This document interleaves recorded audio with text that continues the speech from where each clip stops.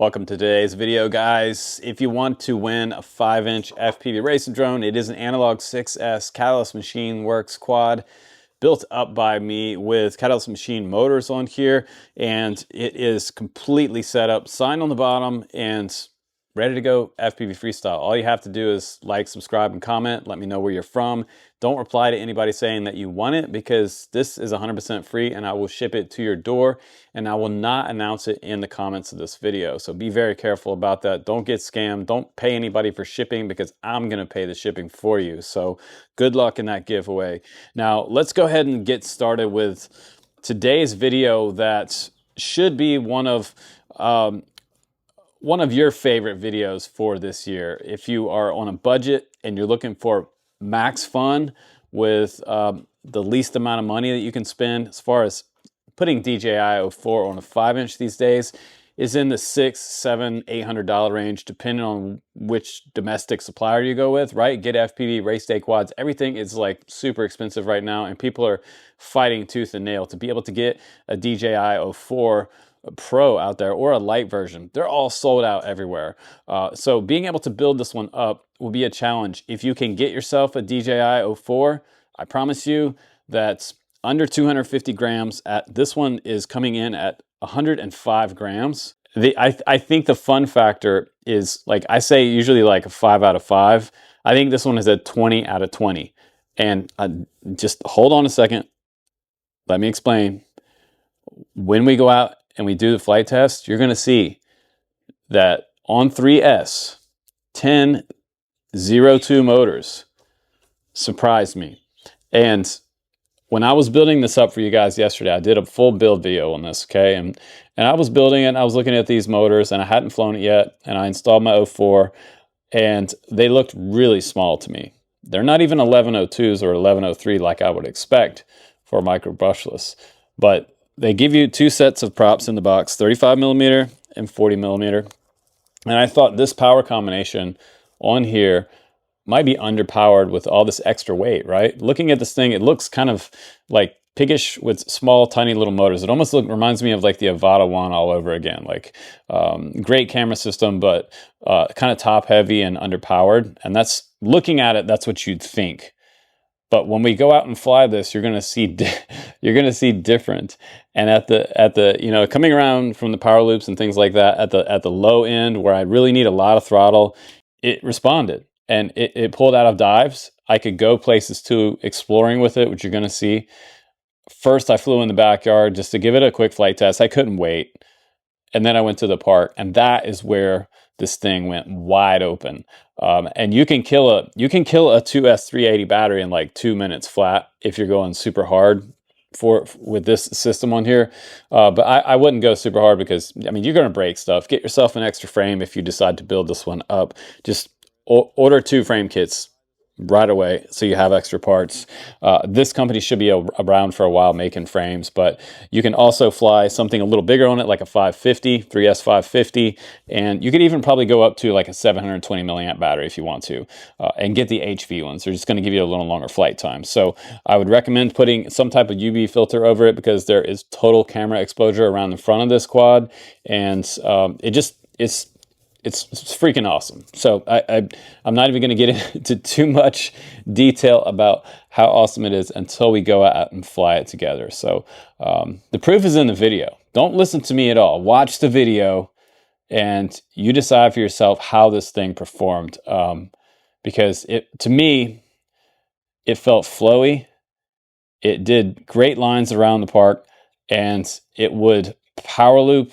It would do dives from 75-foot, 80-foot trees and be able to recover and just inches off the ground, screaming across the park. Like, I mean, again, like a 20 out of 20 fun factor. I really, really like it a lot. So that's my opinion.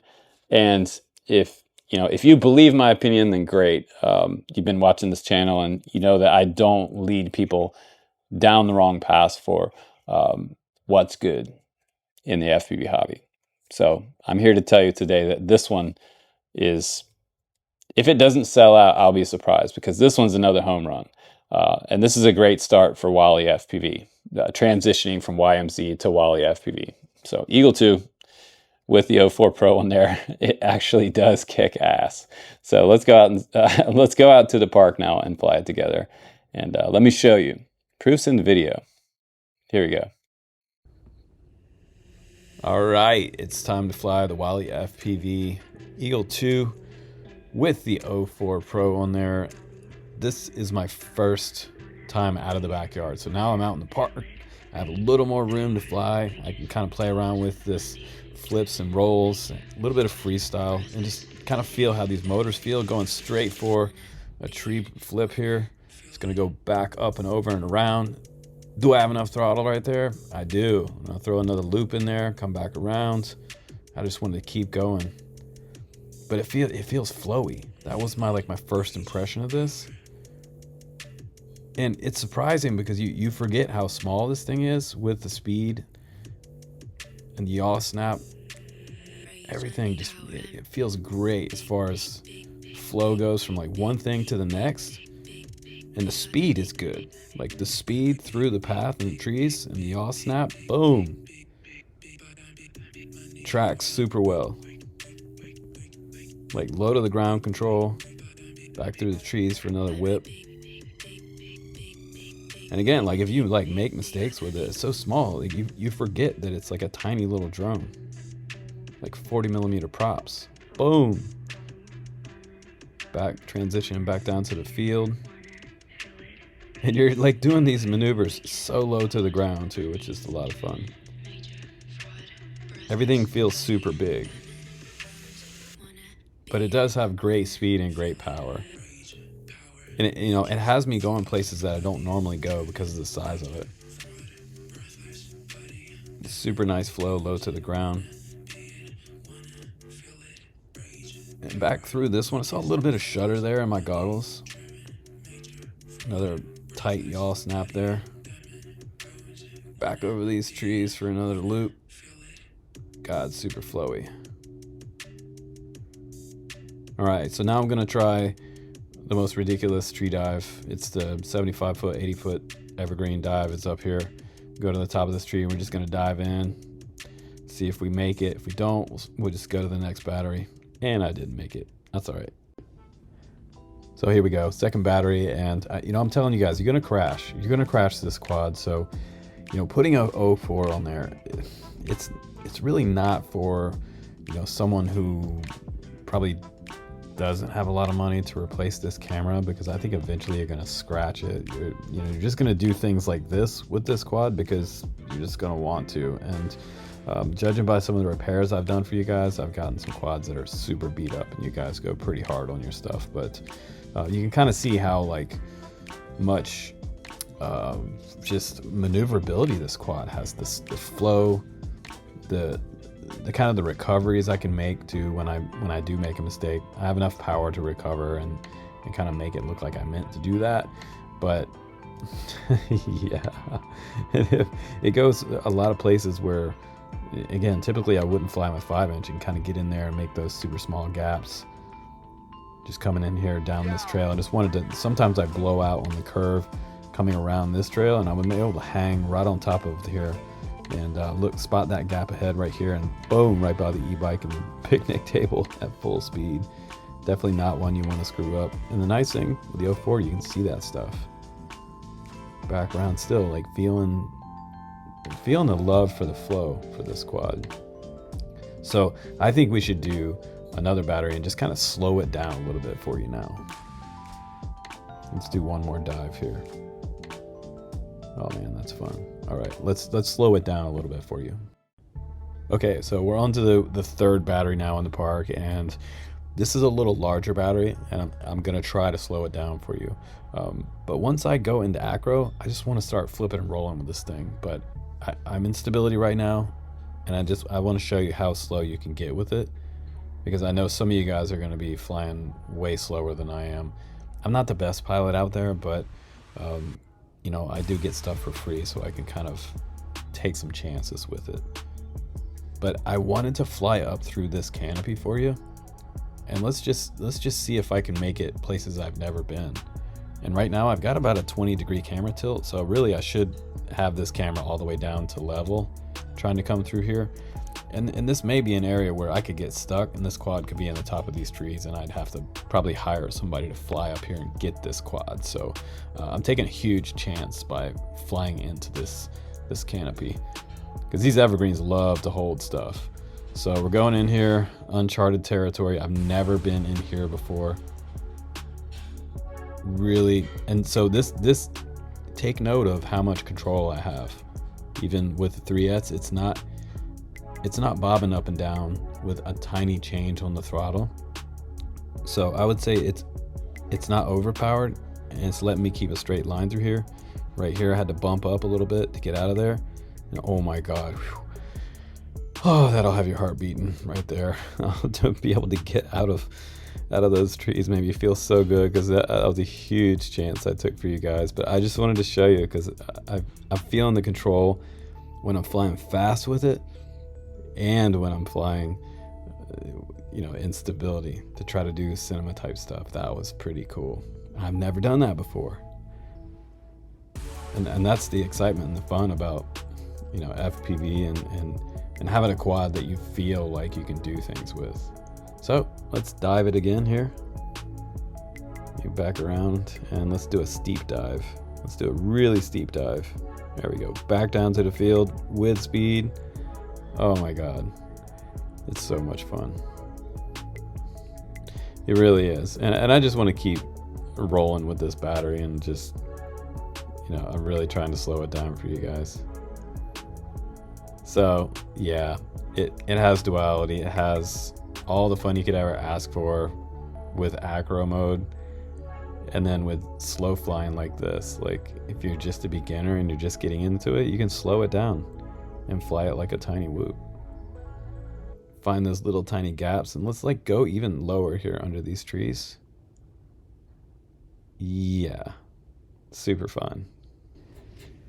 So much fun after this flight test that I mean, I have to say, it's the most fun I've had this year with a micro brushless. Just amazing, totally amazing. Became my favorite small quad right now. Outside my Mark V, this is freaking a blast to fly. It's like a little rocket. So much fun. All right, my friend, welcome back from the flight test. This is the box that you get. You can see it says WalleFpv Eagle 2 drone on there. And this is the Eagle 2 on the bench with that aluminum frame. It does have carbon composite unibody frame on the bottom. It is a true X design with a 90mm frame. 4 bolts on the bottom release the top plate so you can install your 04. The Eagle 2 on the scale by itself is 74.4 grams with the recommended 3S 380 milliamp battery. That's getting me up to 105.8 grams. If you want a little longer flight time, you can use the 3S 550, and that'll get you up to 117 grams total takeoff weight. Now, this is the side profile of the Eagle 2, and you can see it does have a little bit of room here between the flight controller and the ESCs here and the 04 unit. It is an F4 20 amp AIO flight controller on here, and it does have a standard style USB port in the very back on this side, which I can still get to. You can just barely see it in there. And I was pretty surprised at how much room is actually in this frame. It is pretty tall. And again, I was skeptical of it because it does look kind of top heavy, and you know, this is not a decased 04 VTX, so it's going to give you better cooling, and it's going to give you a little more durability if you do crash this. And you guys will be crashing this, so always make sure you're using some type of lens cover, whether it's an ND filter or the UV filter. In the back, I have my 2.4 receiver.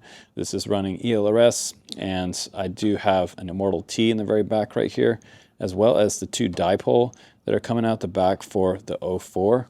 And the motors on here are the 1002 motors, and those are 14,000 kV. And I was skeptical of these. I was thinking that they were not going to be enough power. And once I finally got it out there and saw how much power they actually have on 3S, I was pretty impressed, mainly because I could just keep the flow going with this quad, get my lines, and still do any freestyle that I'm capable of doing. So that was impressive because I thought this thing looked kind of top heavy and a little bit heavy for size motors that they chose to put on here.